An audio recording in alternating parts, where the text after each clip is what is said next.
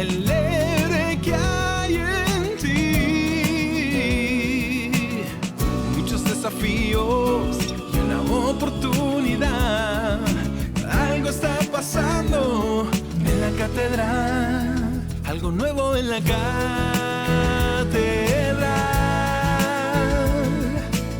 Algo está pasando y tú puedes confiar. Algo nuevo en la catedral.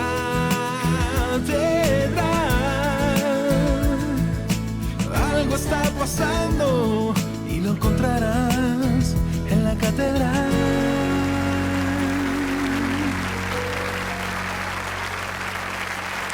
Tomen asiento, por favor. El domingo pasado comenzamos hablando acerca de una noche más con las ranas, de las situaciones que a veces nos hacen estancarnos en un sitio, en un lugar, en un área. Recordábamos la historia de cuando Moisés le dice a Faraón: dime cuándo quieres que ore para que las ranas sean quitadas de ti. Y el Faraón dice: bueno, mañana. Un hombre que estaba harto de ranas, que no soportaba la plaga, tenía náuseas cuando pensaba en ellas. Cuando de pronto Moisés le dice: ¿cuándo quieres que las ranas sean quitadas? Él dice: mañana. Hablábamos de procrastinar, de dejar para mañana las cosas que tendríamos que hacer hoy. Y yo dije que era una serie porque durante algunos domingos quiero hablar respecto a las cuestiones que nos impiden gozar la plenitud de Dios. Hace muchos años, algunos deben recordar conmigo, había un niño, nació un niño con pocas defensas naturales al oxígeno. Y cualquier enfermedad curable para nosotros, para él era mortalmente serio. Cualquier resfrío podía matarlo. Cualquier contacto con otro ser humano lo podía contaminar. De modo que los médicos pensaron que lo mejor sería aislarlo y lo pusieron dentro de una burbuja. Se llamó el niño de la burbuja, algunos deben recordarlo. Él vivía dentro de una membrana, de una burbuja plástica, transparente obviamente. A mí me sorprendió mucho porque cada vez que veía las fotografías del niño, podía ver cómo alguien podía ver la diversión, pero no podía tocarla. Podía ver la vida, pero no podía disfrutarla. Estaba tan cerca de sus padres y a la vez tan lejos. Él podía ver cómo otros niños trepaban un árbol, corrían un perro, jugaban al fútbol. Él apenas sí podía imaginarlo, porque estaba dentro de una membrana plástica que podía ver la vida, pero no la podía disfrutar. En ocasiones hay personas que por alguna razón empiezan a vivir dentro de una burbuja plástica. De pronto ven las bendiciones de Dios, se conmueven cuando el Espíritu Santo toca, cuando viene, cuando llega, y decimos: sí, yo reconozco esto, es la unción del Espíritu, pero no podemos hacer la realidad en nuestras vidas. Hay algo que nos separa, una membrana plástica.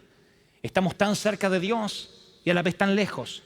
Sabemos tanto del Señor, pero no podemos disfrutarlo. Vivimos dentro de una burbuja plástica. Yo quiero dedicar este día a hablarles a aquellos que se sienten en esa situación. Dice: ¿sabe?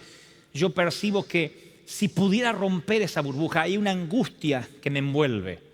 Hay un dolor que me envuelve y que no me deja ser feliz plenamente. No puedo disfrutar de lo que Dios tiene para mí porque me siento que no puedo palpar mano a mano, de manera directa, las bendiciones de Dios. Y entonces me siento como aislado de lo que Dios tiene. Podría estar cerca, pero no lo estoy.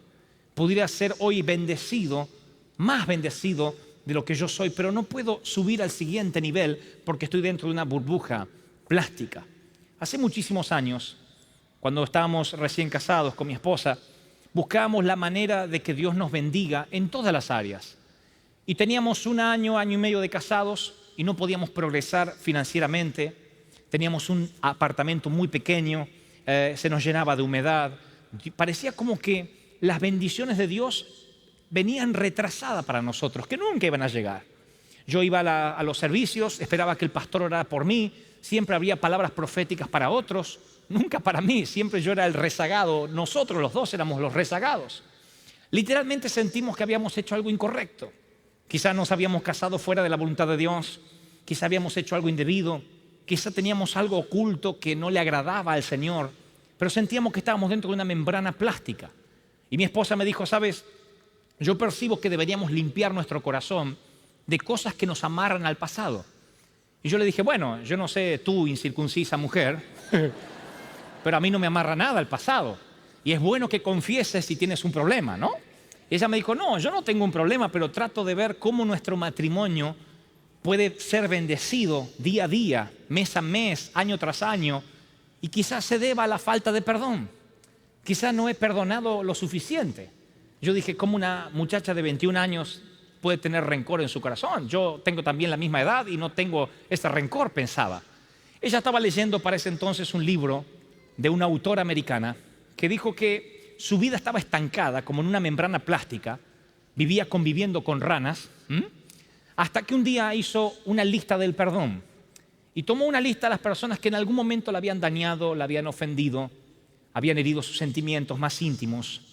Y cuando hizo esa lista pudo recordar cada una de esas heridas, cada uno de esos momentos tristes que a veces el cerebro, como una suerte de recurso, trata de ocultar. Hay momentos tristes que no los recordamos, pero ella hizo el esfuerzo de recordarlos inclusive y anotó en esa lista fulano, mengano, y luego en un acto simbólico quemó la lista en una chimenea, en un sitio donde había fuego, y dijo, a partir de ahí nunca más me acordaré de lo que me hicieron. Y la autora dice, ¿quieren que les diga cuál fue el génesis de mi ministerio? ¿Cuándo fue que Dios me empezó a bendecir? ¿Cuándo fue el ABC? Cuando quemé esa lista. Mi esposa, teníamos 21 años, 22, cuando me comentó esto, y dijo, he de hacer mi lista del perdón. Yo le dije, está bien, porque quizás por tu culpa estamos estancados. Así que empezó a hacer su lista. Yo quería saber con quién estaba tan ofendida. Y dijo, voy a colocar allí en esa lista, obviamente no mencionaré los nombres, pero dijo, voy a colocar en esa lista a una amiga que yo tenía, que siempre competía conmigo y a veces en más de una ocasión me hizo sentir mal, y puso allí el nombre de esa persona. Luego dijo, también quiero poner en esa lista a un pastor o a un líder que en alguna ocasión no dispensó el tiempo que yo necesitaba, me subestimó, y colocó allí a ese líder. No eran cosas muy graves. Yo dije, bueno, yo no pensé que había que escarbar tanto, pero si es por eso también tengo algunos. Quiero que coloques al profesor de matemáticas que yo tenía, que el desgraciado tenía una triple ambición en su vida: enseñar matemáticas, cobrar su salario y hacerme la vida imposible a mí. Quiero que lo anotes allí. Ella dijo, ok, aunque la lista era de ella, anotó uno de los míos. Yo seguía haciendo memoria y ella pensaba a ver quién más. Le digo, quiero que anotes a mi hermano ahí. Me da lo mismo que anotes a los tres, pero anota uno en particular. Ese endemoniado tiene que estar en esa lista, anótalo. Y anotó el nombre de la persona que yo le decía, del hermano. Ella dijo, bueno, ok. También anótame a mi primer pastor. Era un pastor alemán, no un perro, un pastor nacido en Alemania, que en cierta ocasión me señaló con su dedo largo y huesudo y me dijo, Dios nunca utilizará a usted. Hi, dijo luego. Quiero que lo anotes allí. Así que me adueñé de la lista y ella me dijo, pero no era que no tenía rencor. Sí, pero ahora me estoy acordando. Y resulta que yo empecé a anotar las personas que tenía en la lista. En cierta ocasión, el apóstol Pedro le hace una pregunta al Señor. Los judíos tenían la costumbre de perdonar hasta 3 veces la misma ofensa. Pedro dijo, yo sé que alguien está escribiendo la Biblia, así que tengo que quedar bien. Y le dijo, Señor, ¿hasta cuántas veces hay que perdonar? ¿Hasta 7? Y el Señor le dice, no hasta 7, sino hasta 70 veces 7. No es que a las 490 ya dejas de perdonar. Lo que está diciendo él es un número, una ecuación infinita. O sea, no hasta 7, sino hasta 70 veces 7. Nunca te vas a tener que cansar de perdonar si quieres salir de esa burbuja plástica. En otra ocasión el Señor dice, el reino de los cielos es semejante a un rey que en cierta ocasión envía a llamar a uno de sus deudores, alguien que le debía mucho dinero. Se presume que ese hombre, aunque aquí habla de denarios y talentos, debía unos $25,000 del día de hoy. Y el rey le dice, págame. El hombre dice, tenme paciencia, no puedo pagarte. El rey dice, ok, entonces te venderé a ti, venderé a tu esposa y a tus hijos y te meteré en la cárcel hasta que puedas pagarme. Y el hombre dijo, ten misericordia, por favor, dame un tiempo, apiádate de mí. Y el rey, movido a misericordia, le perdona la deuda. Ese hombre que tiene ahora la deuda perdonada sale a caminar por la calle y se encuentra con un siervo suyo que a la vez le debe el equivalente a 20 centavos. Le dice, págame mis 20 centavos. El otro le dice, ten misericordia, las mismas palabras que él usó ante el rey. Por favor, no tengo ese dinero. Y este hombre que fue perdonado lo agarra del cuello al que le debe 20 centavos y le dice: te meteré en la cárcel hasta que me pagues. Alguien que conoció toda la historia ve el incidente y se la cuenta al rey.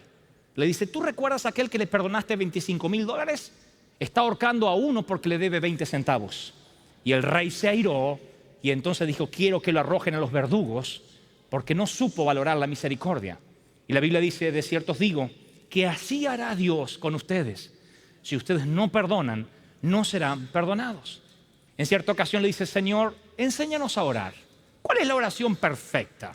Y el Señor da una oración que tiene los temas básicos que debiera tener una oración.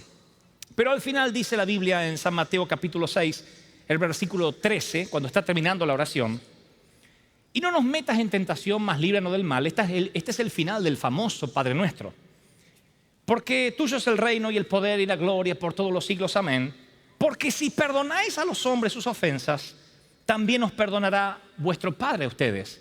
Mas si no perdonáis, tampoco vuestro Padre os perdonará.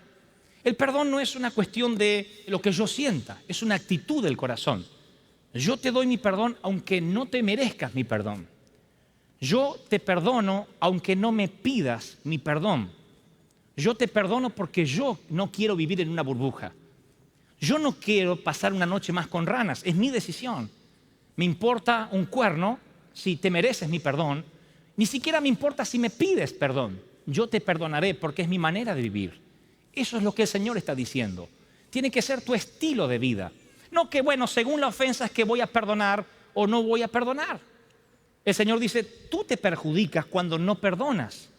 Esto no significa que si has sido fruto de una infidelidad, mejor dicho, no fruto, sino que has sido víctima, es la palabra, de una infidelidad, necesariamente tengas que rehacer tu vida con alguien que jugó con tus sentimientos, con tu matrimonio. No significa que vuelvas con el violador. No significa que vayas con el abusador y diga: bueno, voy a convivir bajo el mismo techo, vuelve a golpearme cuando quieras, esposo querido, porque te perdono. La Biblia no dice eso. La Biblia dice: tú tienes que perdonarlo, aunque quizás no pueda reconstruirte esa relación, porque esté muerto, porque esté en otro país. Quizás has tenido padres que se te adelantaron en el camino a la eternidad y no fueron padres justos. Te insultaron, te subestimaron, te denigraron. La mayoría venimos de una generación donde nos dijeron torpe, idiota, imbécil, tarado, no te da la cabeza. Esas cosas nos marcan y son abusos, a veces tan serios como un abuso sexual. Y tú dices: ya no tengo a mis padres en vida. No importa, no tiene que haber una reencarnación para que arregles tu vida con tu padre o tu madre. Dios dice: perdona en tu corazón, porque de otro modo vivirás como el niño de la burbuja. Estarás tan cerca de Dios, pero tan lejos. Las bendiciones no podrán fluir en tu vida y algo las va a detener de por vida. Nunca he visto a Dios tan serio decir: y así hará el Padre. Si tú no perdonas, el Padre tampoco te perdonará. Pocas veces vi a Dios de esa manera, hablando tan serio. Así como el rey echó a los verdugos, a aquel que no perdonó, así hará vuestro Padre, dice la Biblia. Quisiera adornar este episodio y decir: bueno, no es tan así. Así es. Perdona nuestras ofensas como yo perdono a los que me ofendieron. El perdón no es una disculpa. A veces decimos: bueno, disculpe, hermano. Disculpe es lo que decimos cuando nos llevamos a alguien por delante en un parque. Disculpe, y seguimos caminando. El disculpe es frío. Yo no puedo decirle a mi esposa si la ofendo: disculpa. Ella no me dice disculpa, decimos perdón. Perdón tiene que ver con nunca más he de hacer lo que hice. Y no importa si lo hice con intención o sin intención, es una promesa. Nunca más me acordaré de lo que me has hecho cuando la otra persona realmente me perdona. ¿Me siguen hasta ahí, sí o no? Díganme amén. Si no puedo perdonar, yo viviré dentro de una burbuja. El perdón no es fe. Ore por mí para que tenga fe para perdonar. Es una cuestión de obediencia. Yo tengo que hacerlo para que a mí me vaya bien. No es un fruto que se gana.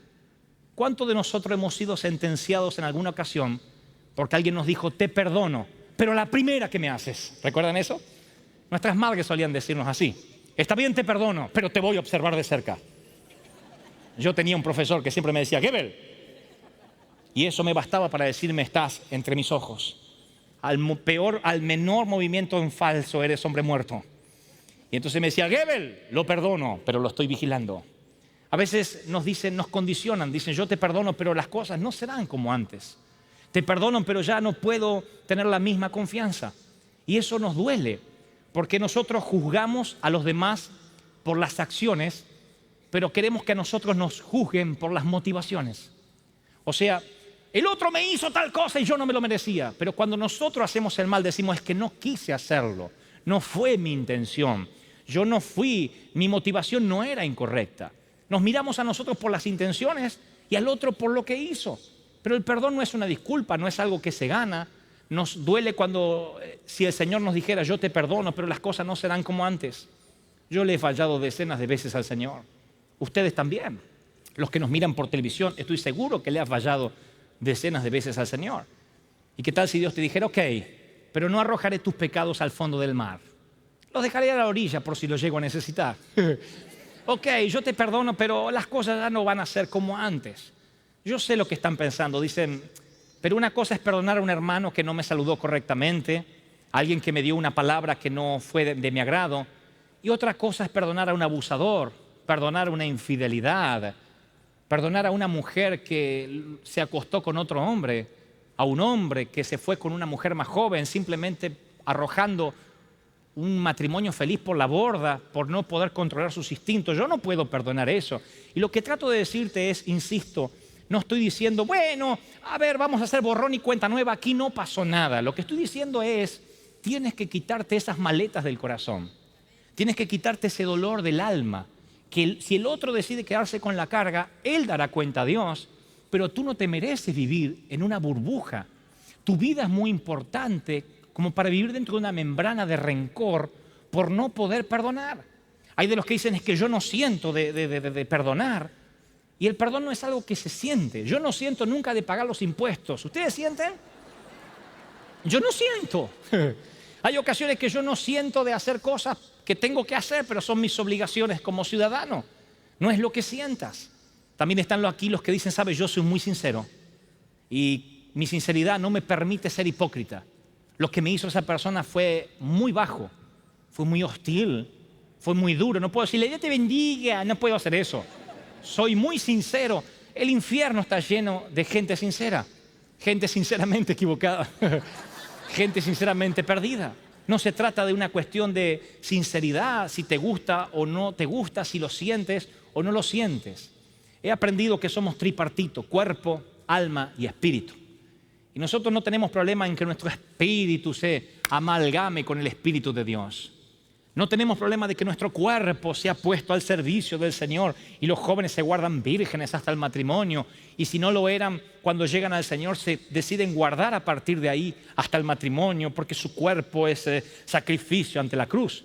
Pero nos cuesta llevar los sentimientos, el alma, la parte almática a la cruz. Decimos que no siento. ¿Por qué no viniste al servicio? Ah, es que no sentía. ¿Por qué no tomaste la Santa Cena? Bueno, no sentía. ¿Por qué no pusiste tu diezmo? Es que todavía no lo sentía. Y ese sentir a veces lo disfrazamos de voluntad de Dios. No, es que Dios todavía no sé si es la voluntad de Dios. Y yo digo siempre es una falacia poner en tela de juicio si es o no voluntad de Dios cuando solo se trata de mis sentimientos hormonales. Hay muchas veces que yo no siento de ser papá a las 3 de la madrugada cuando nuestro hijo Jason se despierta. No me nace. Cuando a las 4 de la madrugada hace Jason, yo no siento de ser papá. No digo que bueno, soy papá y me levanto en ropa interior así en calzoncillo a buscar a mi hijo. Aleluya, qué lindo, soy Charles Ingalls. No lo siento. Yo digo, Señor, yo siento de ser papá en otro momento de la vida, ¿verdad? Recuerdo cuando la primera vez mi esposa se fue y me dijo, él ya no va a hacer lo segundo. O sea, no va a ensuciar su pampers, un pañal, porque ya lo ensució. Pero el muy desgraciado sabía que estaba solo conmigo. Y esperó que la mamá se fuera y dijo, ahora ensucio mi pamper de nuevo para que mi papá ponga a prueba su estómago, sus pulmones y todo nuevo. En ese momento no sentí el regocijo de ser papá. Decía, Señor, pasa de mí esta copa si puedes. Pero no es una cuestión de lo que siento. Él es mi hijo cuando está limpio y cuando está sucio, cuando se porta bien y cuando se porta mal. Será mi hijo cuando me ame toda su vida o cuando me olvide por meses y solo me llame para el Día del Padre. Ojalá que nunca ocurra. pero nunca eso hará que sea menos hijo mío. Entonces a veces confundimos el sentimiento y decimos, es que yo no siento de perdonar. Y no se trata de sentir o no sentir. Hay un pastor amigo mío que dice que tiene dos hijos varones que se peleaban mucho. Y a veces sentía que Nagasaki y Hiroshima estaba ocurriendo allí, 2 bombas atómicas. Y él un día entró a la habitación y dijo, como pastor les exijo y como padre que se pidan perdón. Y uno decía, pedirle perdón a este, no, él empezó. Y el otro decía, no, este empezó. Y él decía, no, yo les ordeno que se pidan perdón. Y por lo menos tenía que pasar 4 pasos hasta que el perdón fluyera genuinamente. El primero era, yo quiero que ustedes se abracen. Abraza a tu hermano. Y eso era como decir, abraza ese cactus. Uno decía, nunca lo he de abrazar. El otro, tampoco. Abrácense porque no miré de aquí. Y se abrazaban así, como para sacarse de encima al hermano y al padre, ¿no? Él decía, bueno, ahora quiero que se den un beso. Eso era como retorcer la herida, besar a este desgraciado nunca, a este cactus, y otra vez, bésense, y se daban un beso de mala manera. Bueno, ahora yo quiero que ustedes hagan una oración. Y eso era terrible. No voy a orar con él. Hagan una oración. Se tomaban de la mano de mala manera y decía, Señor, perdónalo a este. Y el otro decía, no, perdónalo a él que empezó. Y el padre decía, no digan amén hasta que no sienta que el perdón fue genuino. Y entonces comenzaban a quebrar sus voces. Y finalmente el 4.º paso se pedían perdón. Pero a ver, era genuino. No era el perdón al cactus. Decía, perdóname, yo te ofendí primero. No, yo fui. No, fui yo. Y ahí se peleaban otra vez. No. Pero se pedían perdón. Y dice este pastor, ¿en cuántas ocasiones nosotros solamente besamos el cactus? Hay un perdón que no sirve, yo se los conté a mis obreros hace una semana.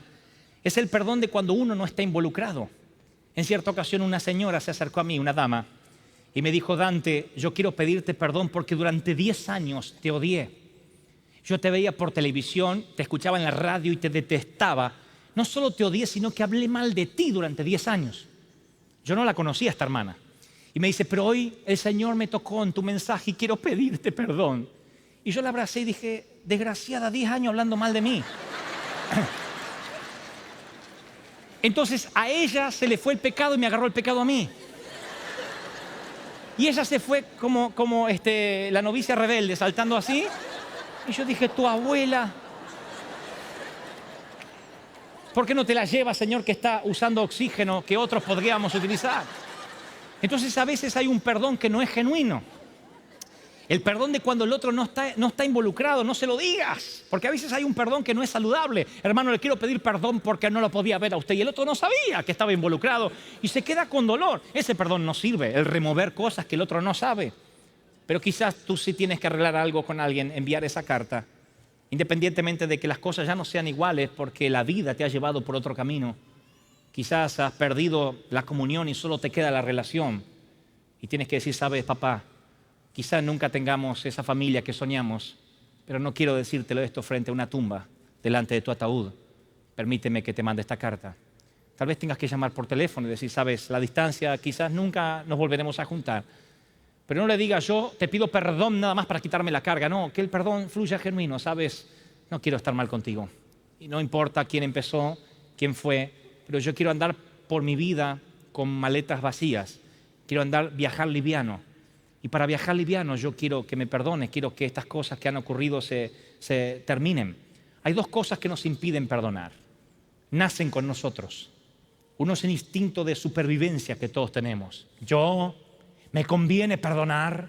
Tenemos un instinto de supervivencia que nace con nosotros. La venganza es dulce.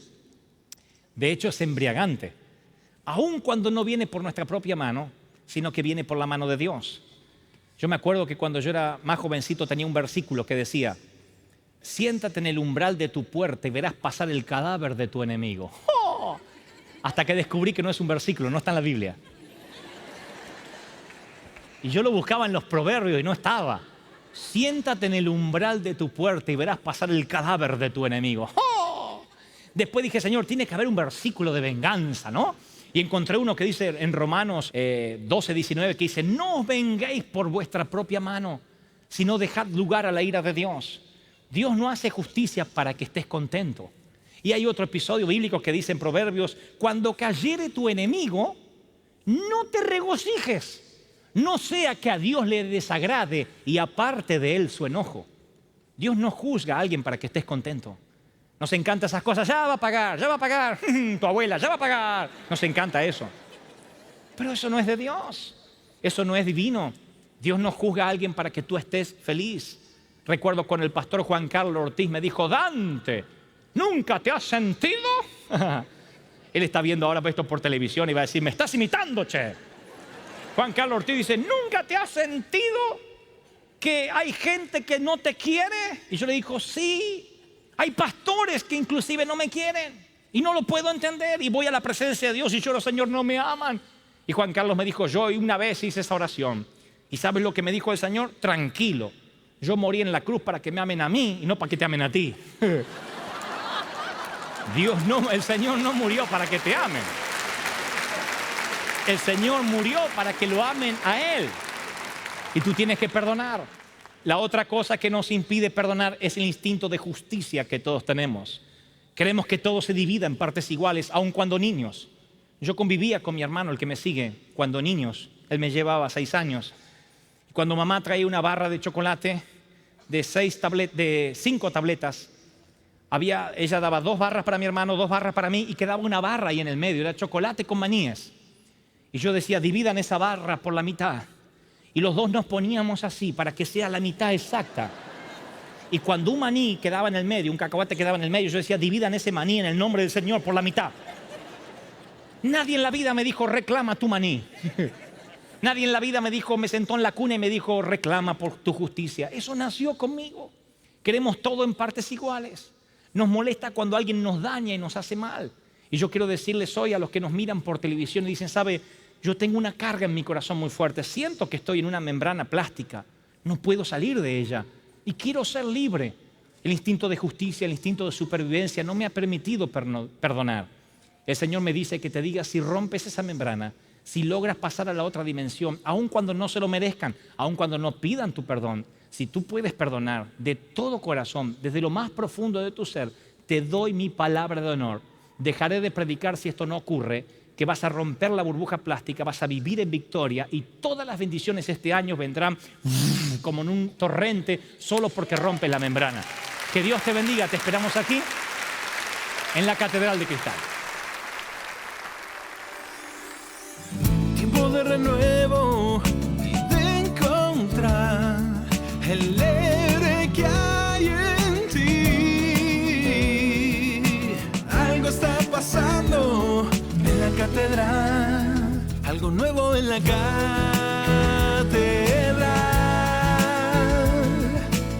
Algo está pasando y tú puedes confiar. Algo nuevo en la catedral.